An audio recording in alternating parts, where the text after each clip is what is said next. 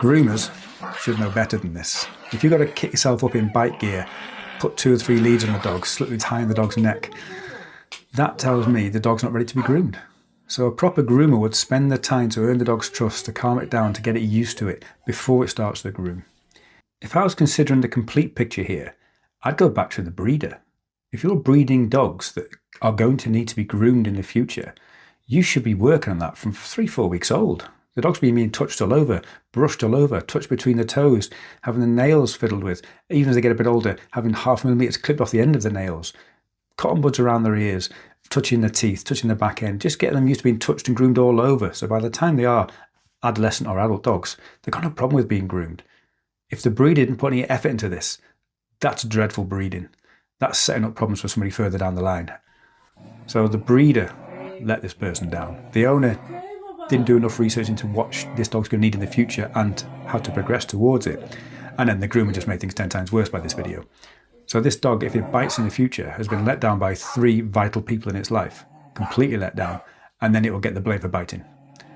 So that's really, well, it's upsetting for me as a canine professional. And it's something I see far too often. And I know what the comments are going to say to this video. They're all going to be along the lines of, why didn't the muzzle get put on before the dog came to the groomers? Which, okay, makes sense. You do it before you get there. But why is the muzzle on? It's because the dog was going to bite because it doesn't want to be groomed. So the problem isn't the dog wasn't muzzled at the right time. The problem was the dog needs to be muzzled to be groomed. That's the issue. So that's where the work needs to be. I'm sure there's going to be someone who's going to throw medication at this problem, as is the modern way. That dog needs to be sedated before it gets to the groomers. Well, okay, if we sedate the dog, get it to the groomers, that's cool, but you shouldn't be sedating a dog to get it through a groom. The groom should be a natural everyday thing that happens to a dog with that sort of coat.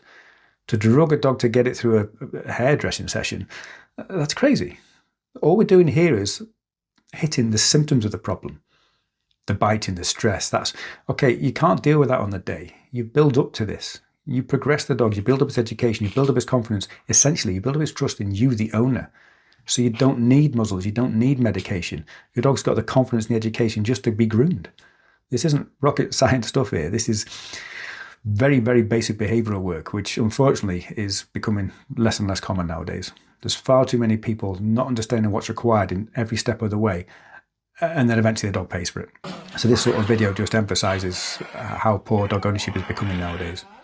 And it's not about muzzling, it's not about medication, it's not about firm handling, it's not about bite gear. It's about raising your dog properly, correctly, so it trusts you and can handle whatever situation you find yourselves in.